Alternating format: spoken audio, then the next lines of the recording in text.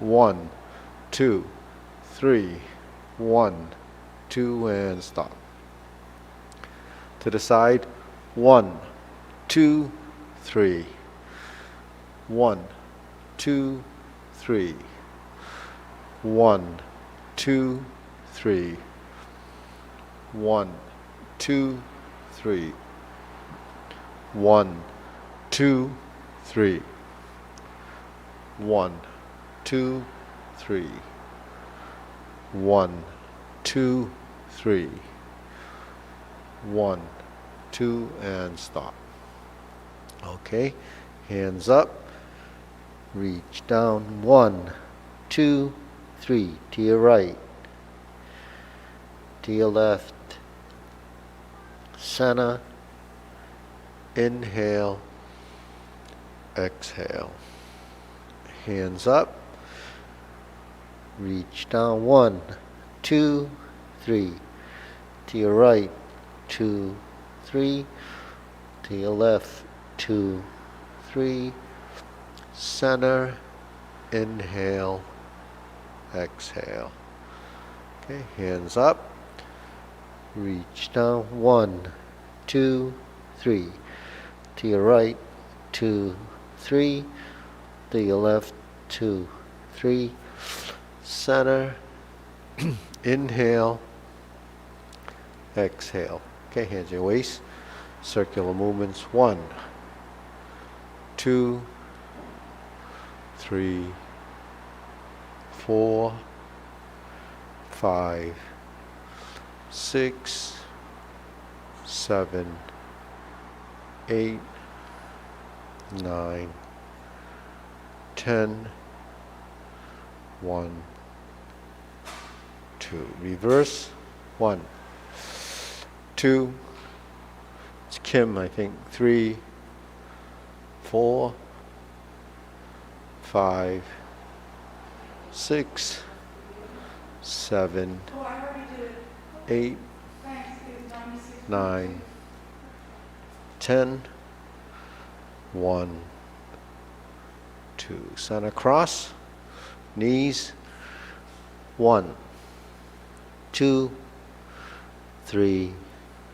4, 5, 6, 7, 8, 9, 10, 1, 2. Reverse, 1, 2, 3, 4, 5, 6, 7, 8, 9, 10, 1, 2. Center, hands on your waist. Okay, neck turning, 1, 2, 3, 4, 5, 6, 7, 8, 9, 10, 1, 2. Back and forth, 1, 2, 3, 4, 5, 6, 7, 8, 9, 10, 1, 2. Center, tilt to the side. 1, 2, 3, 4, 5, 6, 7, 8, 9, 10, 1, 2. Center, rotating down. 1, 2, 3. Reverse. 1, 2, 3. Center. Hands up, pulling. Inhale. Exhale. Inhale. Exhale. Inhale. Exhale. Okay, spread your feet. Turn your shoulders. 1, 2, 3, 4, 5, 6, 7, 8, 9, 10. 1, 2, 3, 4, 5, 6, 7, 8, 9, 10. 1, 2, 3, and stop. Turn, stretch it out.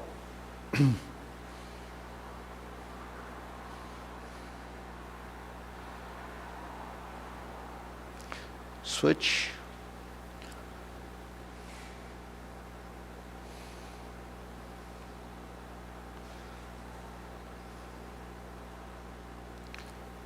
Switch.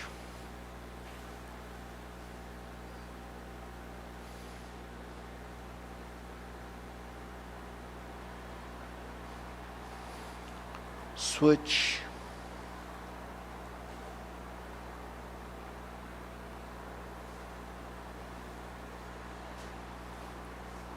Switch. Straighten the front knee.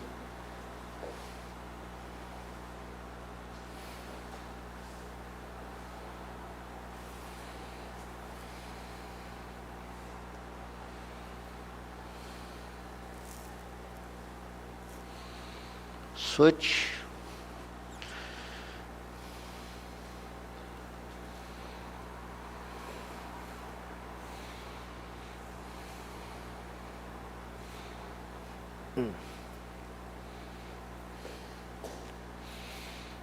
Switch.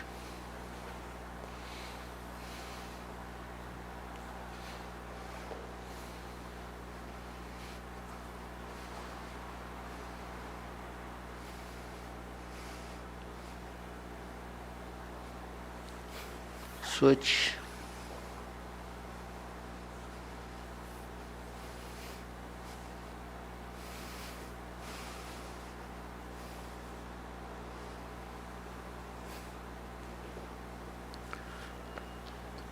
Back to center.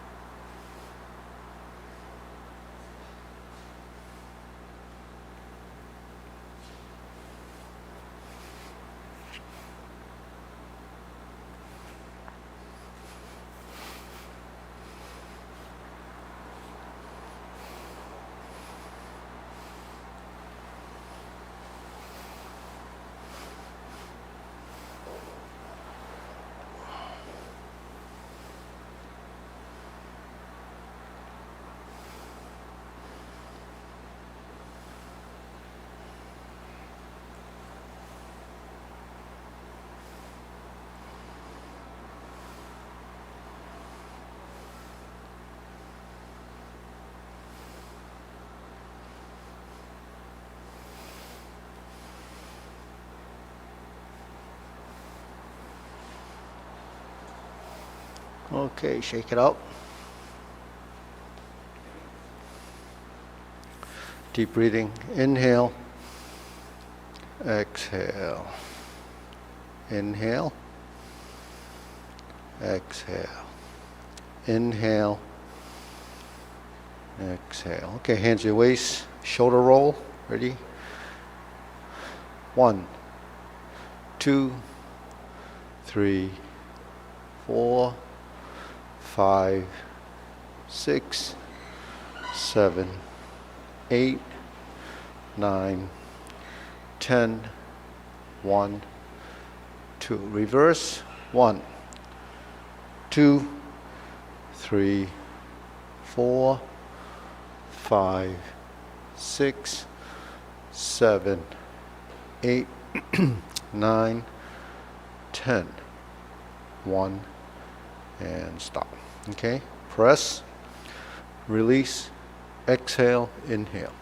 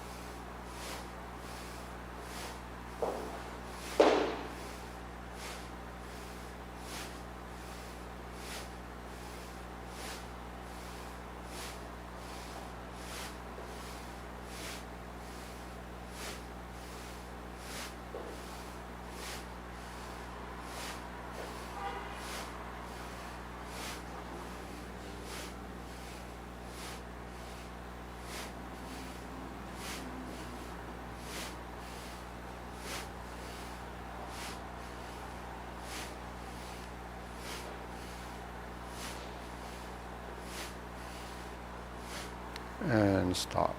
Hands up. Deep breathing. Inhale. Exhale. Inhale. Exhale. Inhale. Exhale. Okay, wrists.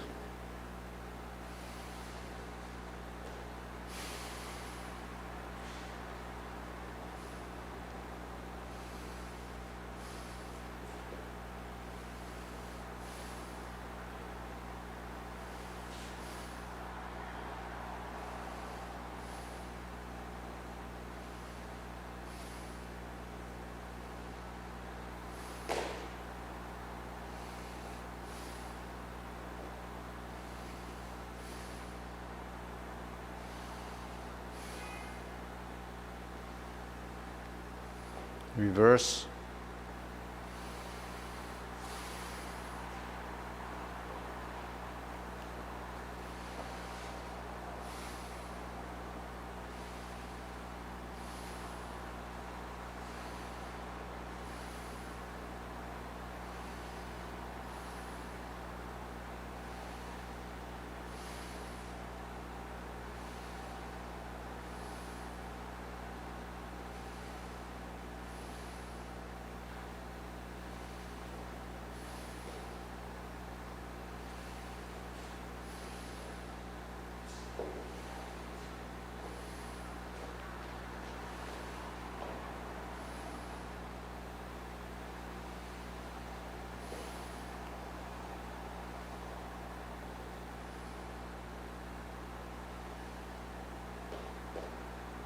Okay, palms down, bigger circle.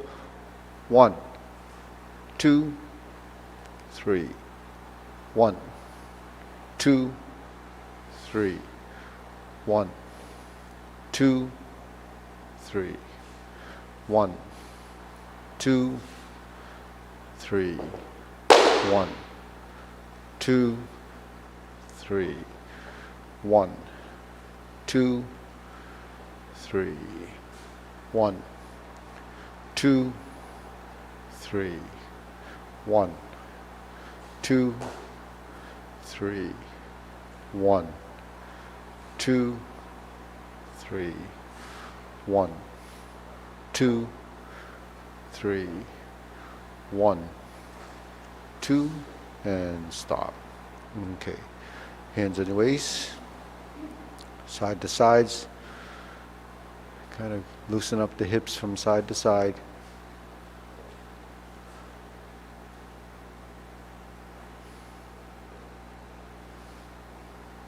Okay, ready, go up. Switch.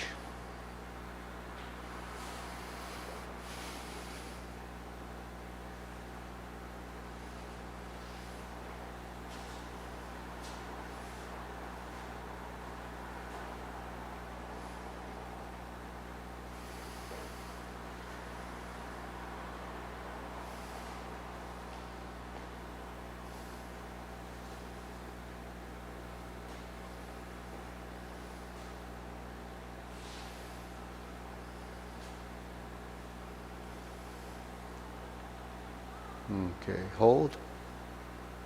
Pull the knee up.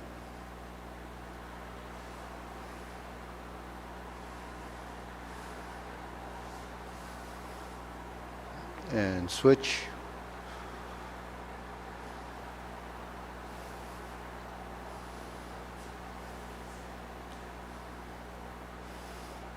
Okay, shake it out. Okay, swing.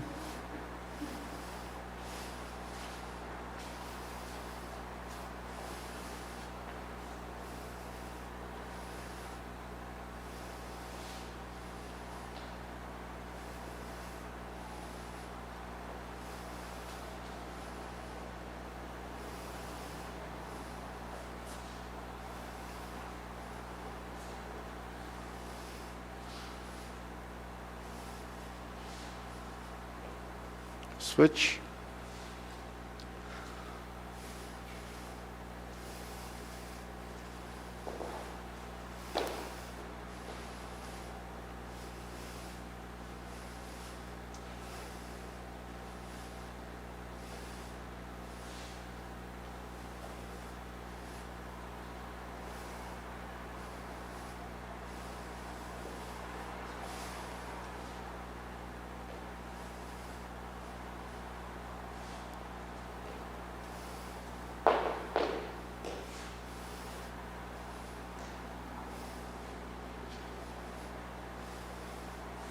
And center. Okay, shake it out.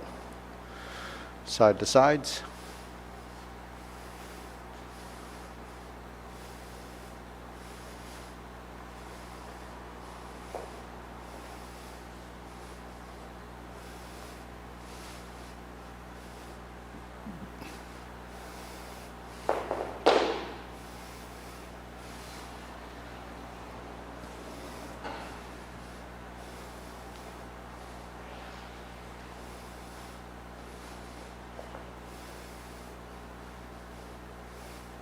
And center.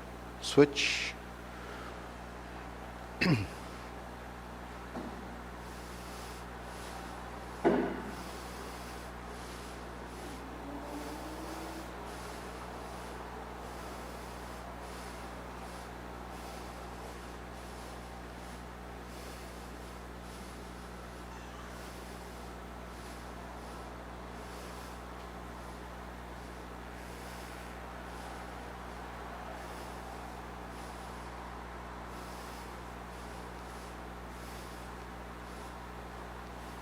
And center. Okay, shake it out. Hands up again, deep breathing. Inhale. Exhale. Inhale. Exhale. Inhale. Exhale. Okay. Silk grilling.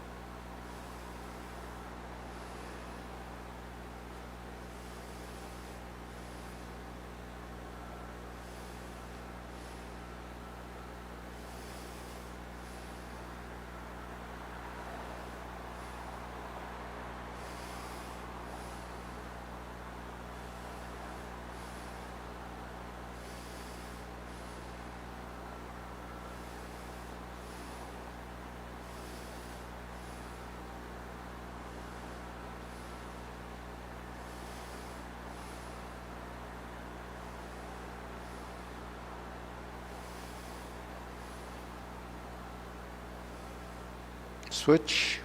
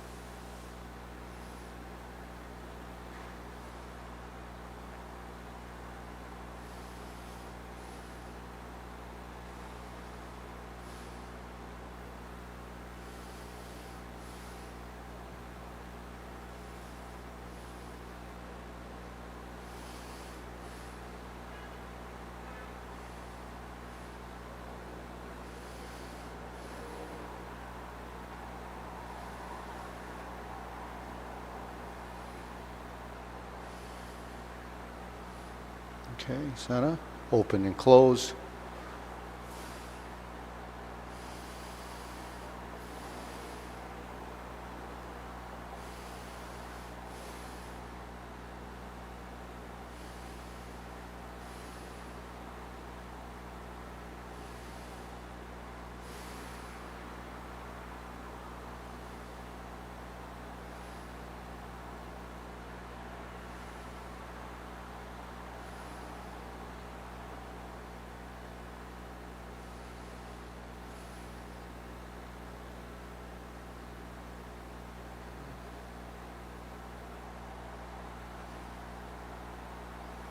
Switch.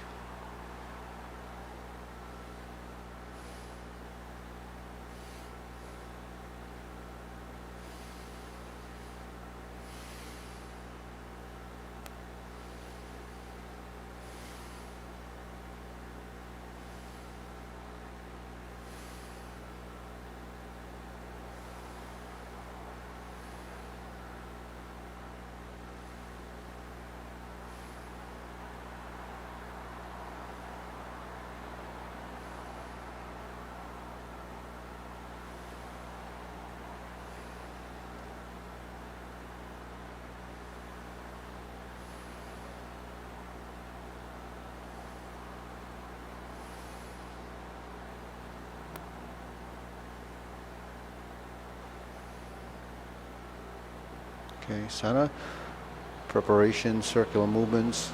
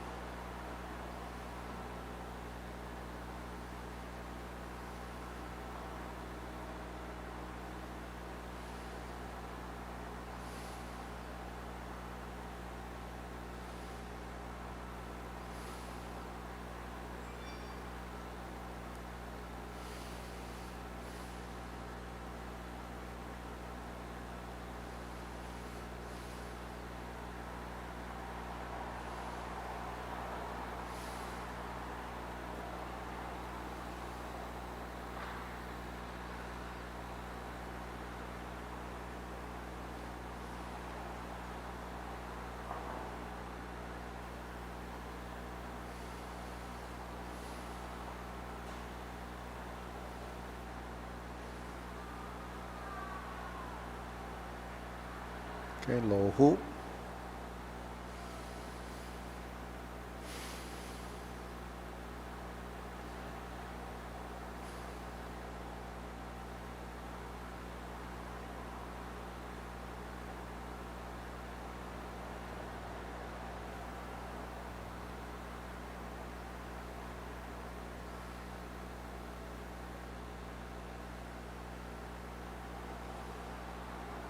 Shoulder height.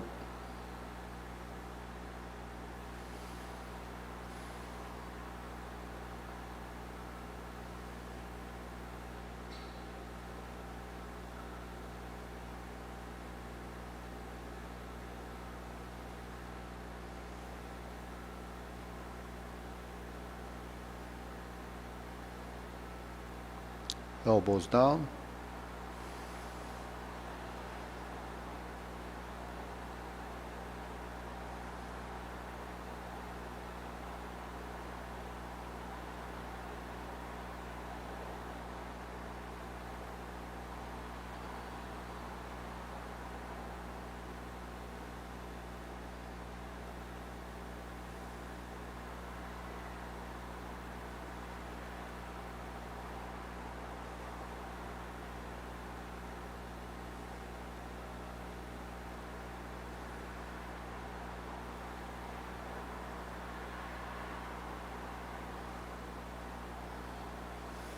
Palms down.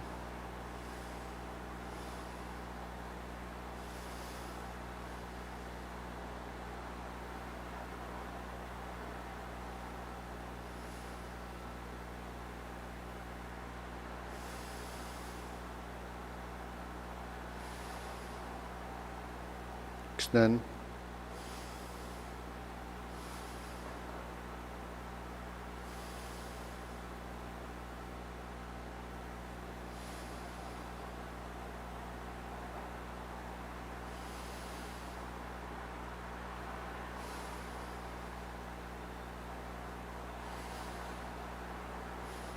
Okay, deep breathing. Inhale. Exhale. Inhale. Exhale. Inhale. Exhale. Okay, diagonal flying.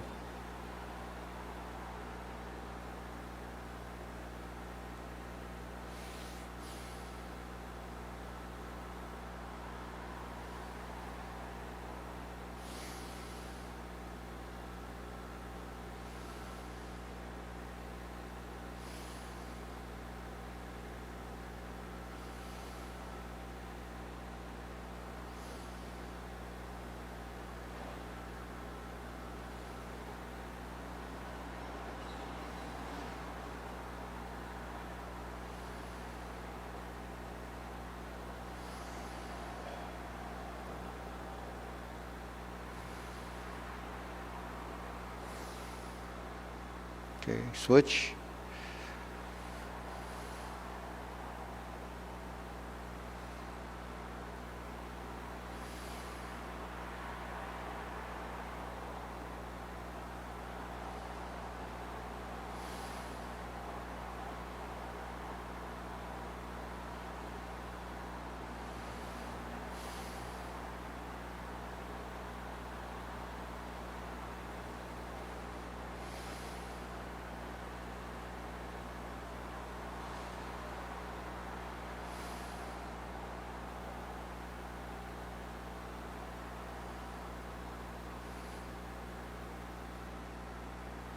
Okay, center.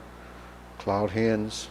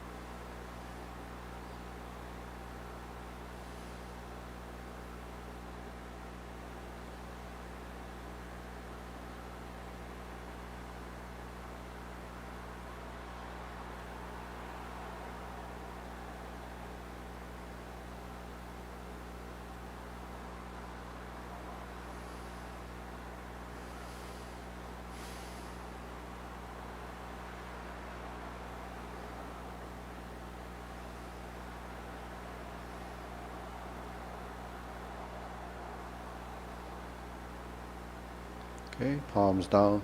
Lift up, carry tiger to the mountain.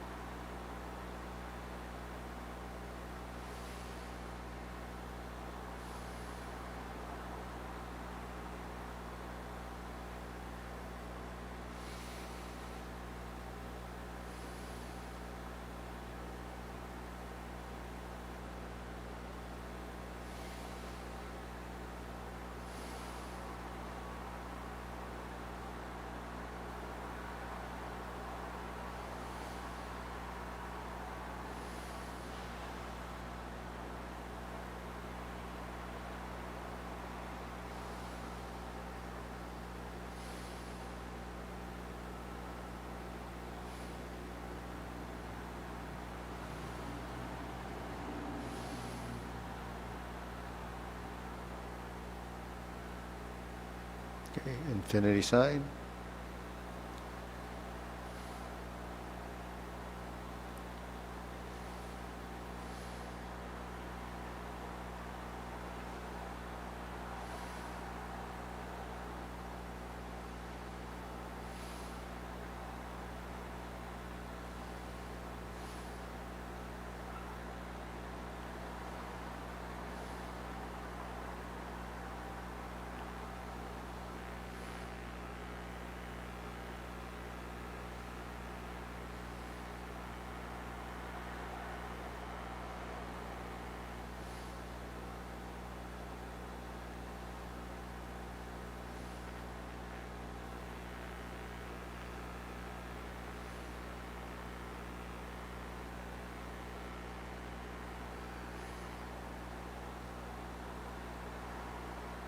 Okay, form the fists.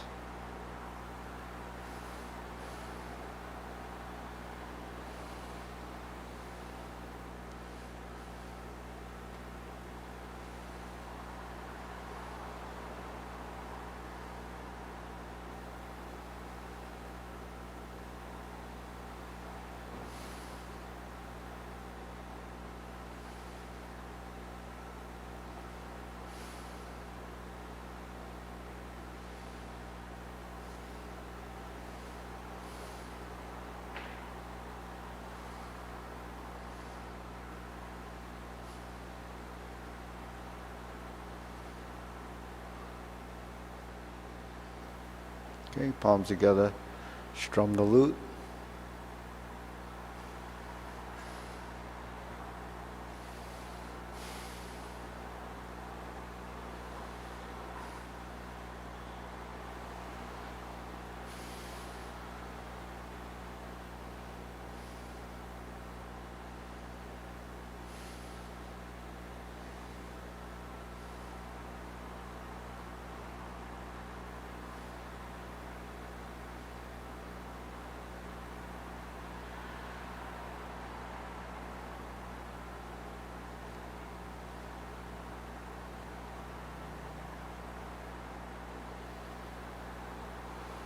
Turn, draw the bow.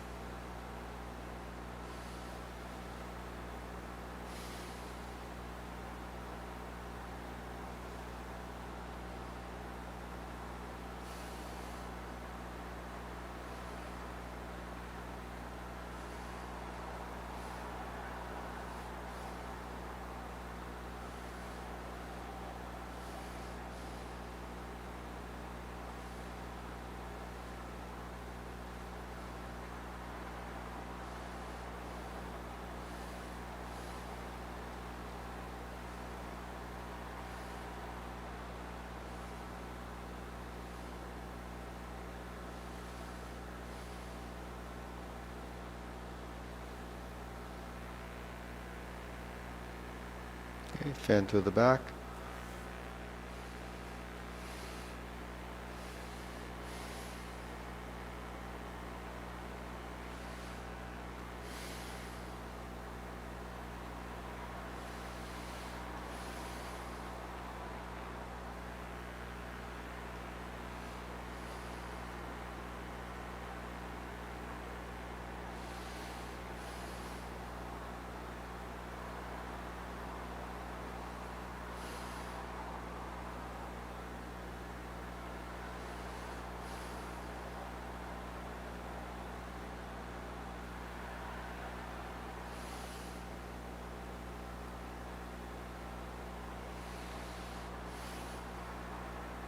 Okay, raise the hand.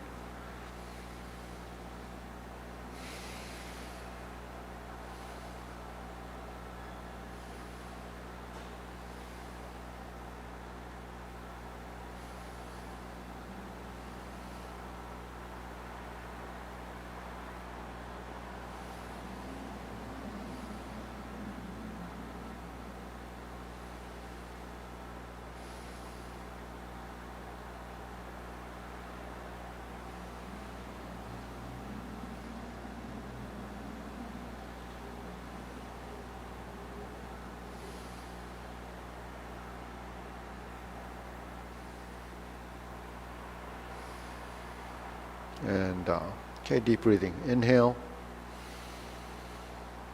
exhale. Inhale, exhale, inhale, exhale. Okay, we'll go to the short form. We can work together. Ready? Feet parallel. Preparation.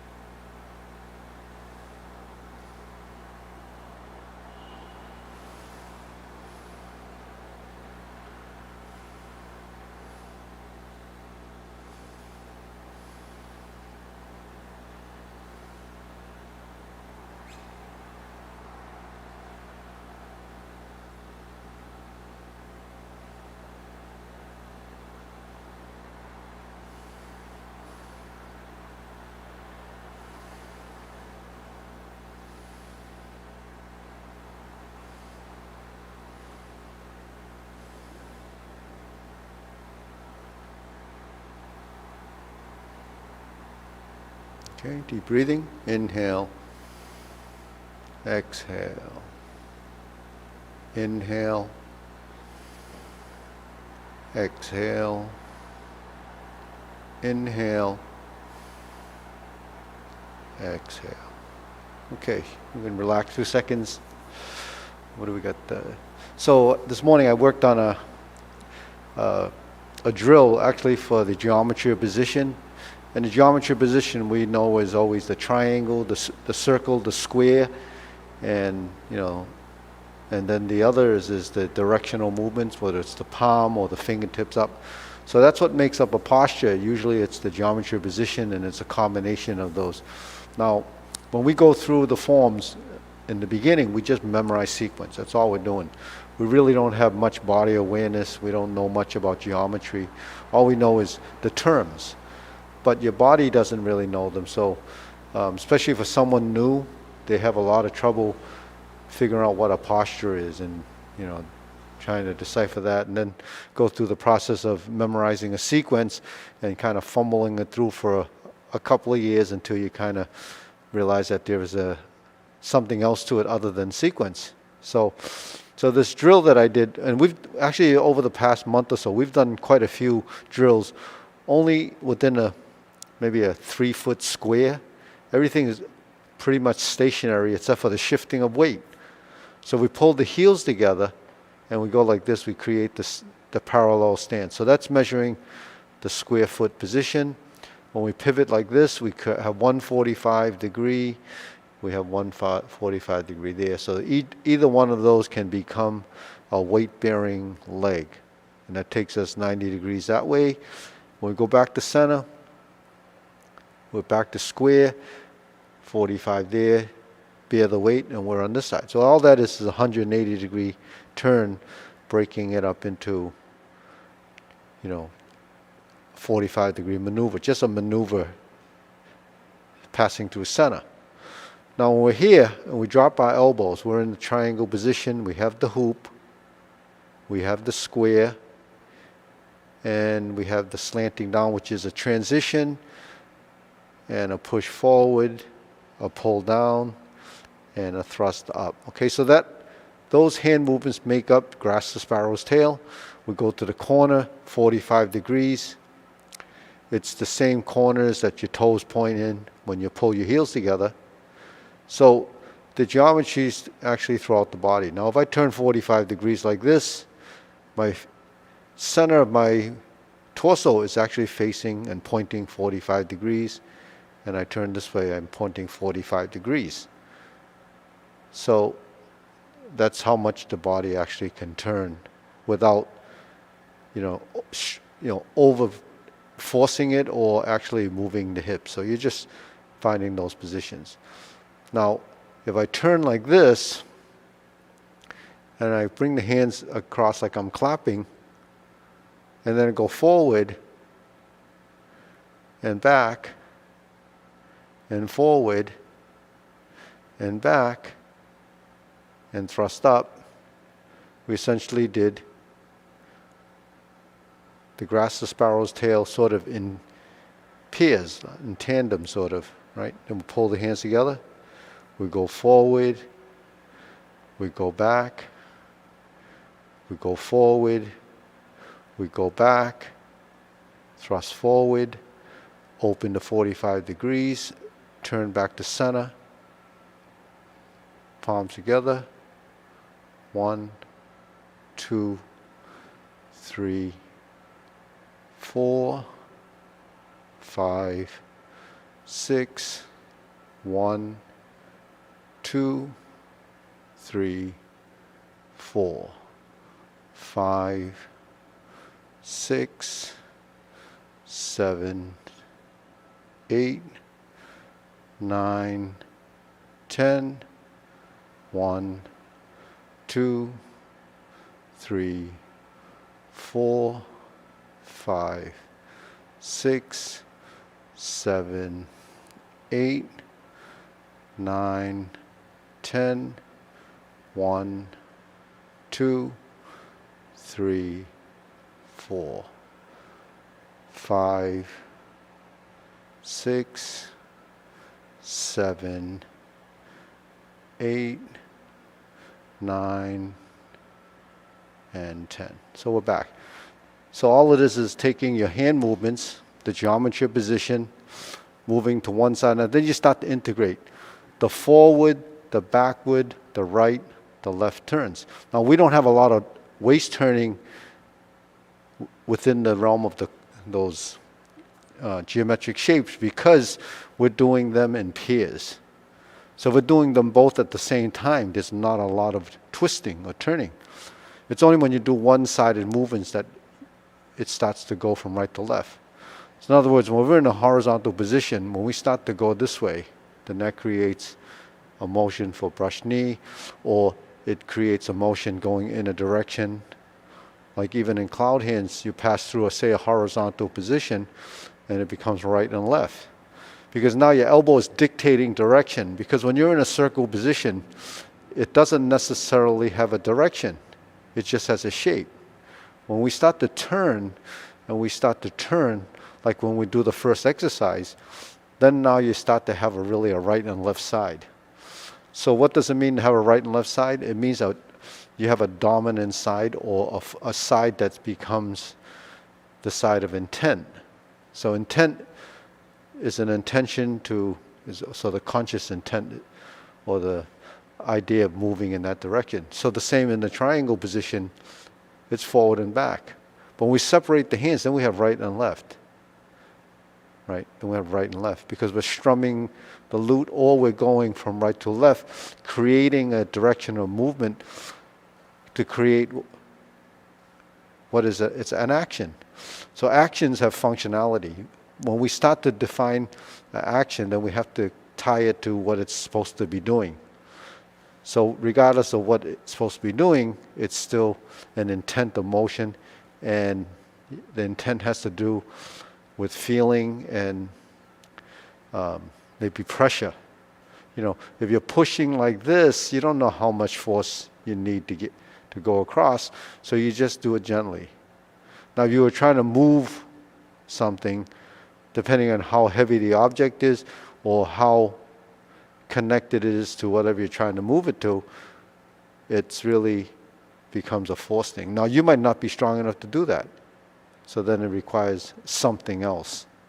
So maybe it's the wrong direction. But what we're trying to do is create a direction of force, and the intent of the direction of force starts to become part of what it feels like to use that surface of your movement. So when you're pushing forward, you have a feeling of what is going on in the palm of your hand, because eventually you'll make contact with a surface, and then it has to push, or at least get a feeling of pushing. And then the amount of push really becomes relative to what you're trying to move. That's the task at hand. So in Tai Chi, we try not to use strength, but use the mind intent. That's the form. You only can use mind intent and not strength because you're not actually moving anything except the body. What you're moving is your fluids in your system to circulate, to bring nutrients to your organs, to your musculature, to your brain, to your cells. That's what you're actually doing, is increasing that stimulation by moving gently. So that's really a drill to define muscle memory and perfecting the feeling and the geometry of your position. So all those positions are relative positions relative to you. Now, this sounds pretty simple, and it sounds probably,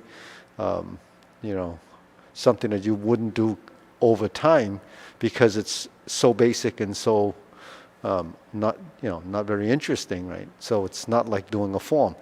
But training comes down to the most mundane things, that it's really boring to do some of the things that we do because it's repeated. So if you have the personality that's very anxious and you have to kind of learn and finish it really fast, then you probably can't achieve the depth of knowledge that way, with that type of personality. So you have to kind of change your mindset when you're dealing with something like this, because it is a very slow process and it takes patience. So when you study martial arts, there's two things that they talk about: humility and patience. So those are the two things that you discover. The humility part of it is, well, I thought I knew it and I thought I was pretty good, but you find out that you're not so good or not so knowledgeable.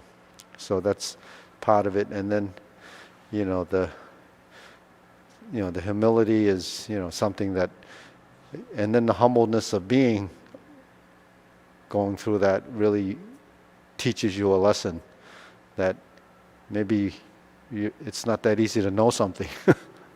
So okay, so let's see. So that's kind of the theory for the day. We're going to work on actually what Mara came to do later, but it's actually we're going to do a long form, unless you want to do that drill first. Okay, we do the form. Okay, ready?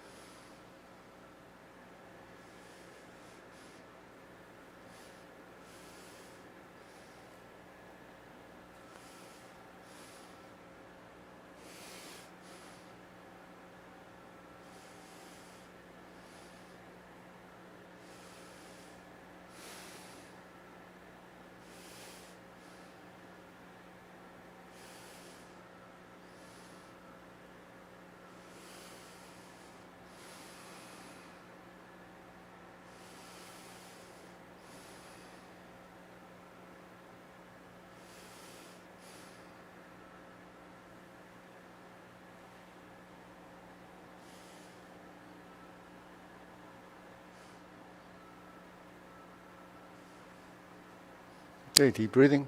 Inhale.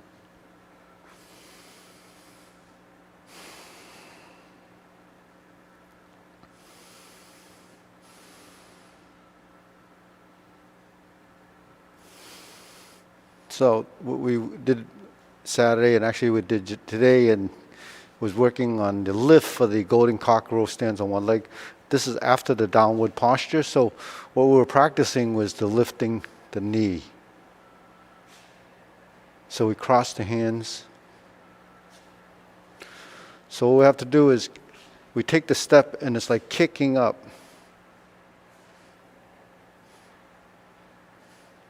So you're kind of launching up into that knee strike. So the golden cockroach, actually, this is a knee strike. You know, and the hands come up. And you go like this if you were to finish the movement as a posture. And then you would thrust as you kicked.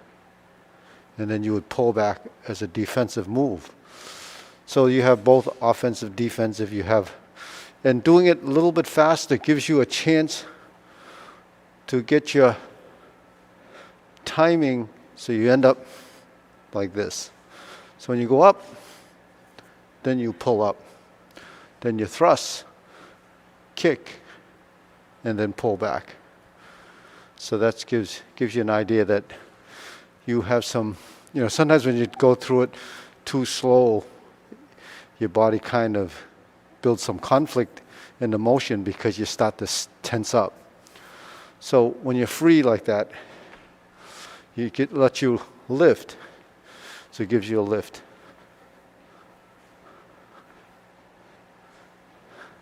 Lift. Lift. Lift. That's how you have to, that's how you jump actually. When you do a jump kick, that's what you have to do, you lift. So you lift and then pause. Lift and then pause. So that's your other side. 1, 2, 3, 4. 1, 2, 3, and 4. Okay, can you try it again? Ready? Okay, follow Mara. Okay, ready? 1, 2. That's it. 3. 1, 2,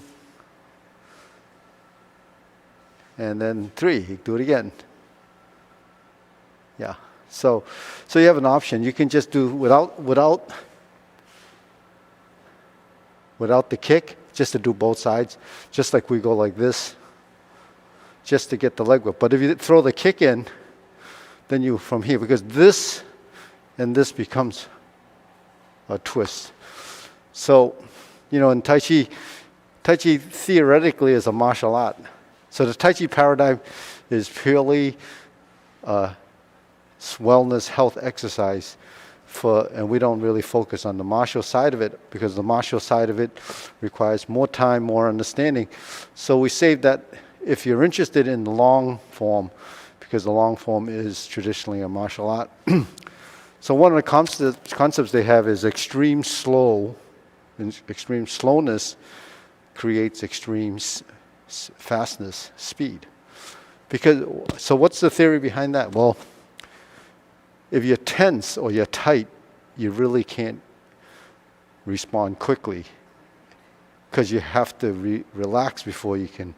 So anyone in any of these pugilistic arts, whether it's boxing or any kind of sport that requires lots of speed, you have to go through a relaxed phase. And then you can generate the speed required to create power. So just like this, you're not going to hurt anybody kneeing them like this because it's just for practice. But if you practice this, then your knee is going to be a lot more powerful. And, you know, and the knee strike is not just the knee. You actually lift from here. So there's the power from the leg. So all you do is have to channel that front knee, from there, and you have your knee strike. Just like the infinity sign is like this, it's done slowly. It's like the conductors. You wave. But the movement is actually when you block, your hands move this like that. Boom, boom, boom, boom, boom, boom. So when you block, it's just, you go this way and then you go this way. It's change. The change has to do with that. You punch, you're like this. This is the punch, but your punch will actually go fast. So when you strike,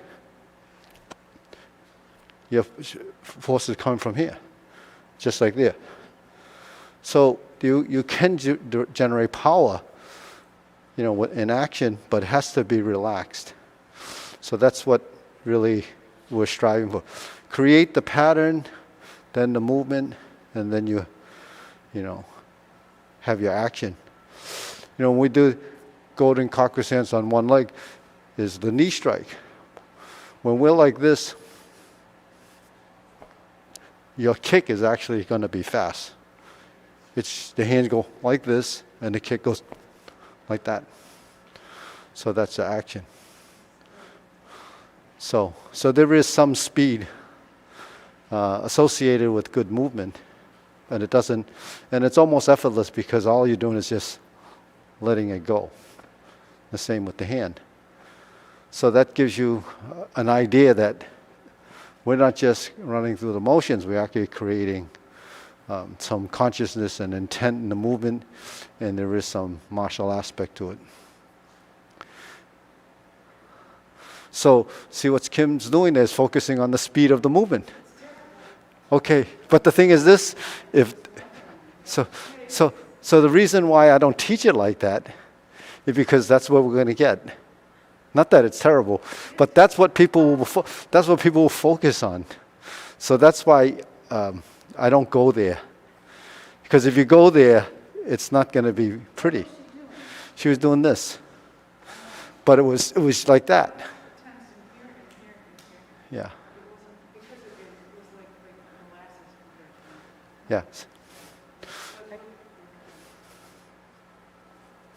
Because what happens is when I go like this, no, not just do.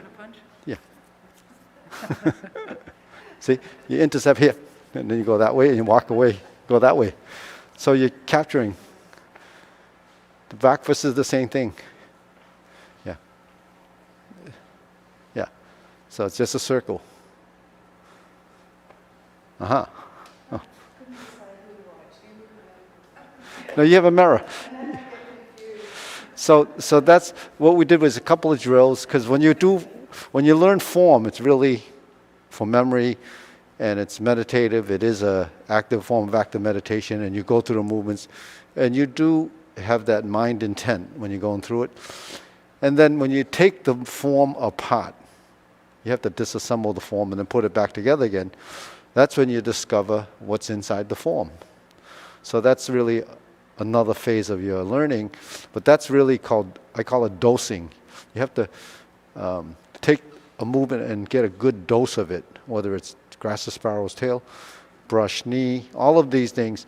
So you either study for a short term and do a lot every day, like build up to 10,000 times, then you get proficient. Or you do it not as much as 10,000 times, maybe 100 times over 5 or 10 years. Then the same thing, you get the same results, but it's going to be a time factor. Now, if you spent 10 or 20 years doing it 10,000 times, then you're going to be pretty good. But that doesn't happen with a lot of people. So, like I've been doing this for almost 60 years, maybe. Well, just about. The thing is, I didn't do the 150. I did it 50 times. So then, I only do 20 sets of 24. So it took me 60 years. So, but all kidding aside, that's just how humans learn. And as you get older, you realize that that's the process. And if you practice it a little bit over time, and you don't have to really have high dosages of it, you will progress and you will achieve and you will actually maintain and sustain the flexibility and the longevity of your movement. Really is staying with it. You don't have to like go crazy with it and do hours and hours and hours of it.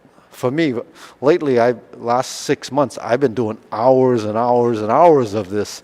Like today, I did this 3 times. Like even when the school was at its peak, I didn't do it 3 times because I had other people helping me. But when you're on camera like this, you have no choice. You have to do it. So actually, it's been beneficial to me too, because most people, as they progress, they're not as active. They start to go the other way. In my instance, at least for this period of time, I've actually got more involved with it, so I get another experience. So I have to find out if I'm going to fall apart in a couple of years. Because like these warm-ups, you do them 20, 30 minutes, and it adds up over time. So you get to do it a lot. So if you're teaching, it does make a difference. Feel what? Yeah, much more conditioned. Yeah. You're better conditioned in the sense that I don't get exhausted. I forgot what it's.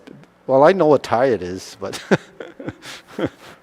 but I don't really get. I don't get tremendously sore or anything like that. Like I get more sore from doing stuff that I don't normally do. Like lifting stuff. I don't lift a lot of things, but when I do lift them, you feel it the next day because it's a little bit heavier than you're normally doing. But on a, lately I've been stretching more, increasing the range of motion because over the period of time I've been stretching all along. So I just kind of push it a little bit more. But even though I push it, I don't feel like when I was younger, I used to get pretty sore from stretching because the muscles are different too. Because when you're younger, your muscles are much more active and they're tenser in a sense because it depends on how athletic you are, but you use your muscles a lot more. You could, like even when I played basketball or any of the sports that I used to do in between Kung Fu, you could play for 3-4 hours and then you're going to be pretty sore the next day. Your back or your legs get, and you get fatigued. When I used to do Kung Fu forms, my thighs used to feel like they swell up. They swell up because, you're getting more blood flow to them, and that's what happens. The muscles actually get thicker. You don't get more of them. You get the same ones get a little bit, enlarged. But that doesn't happen anymore.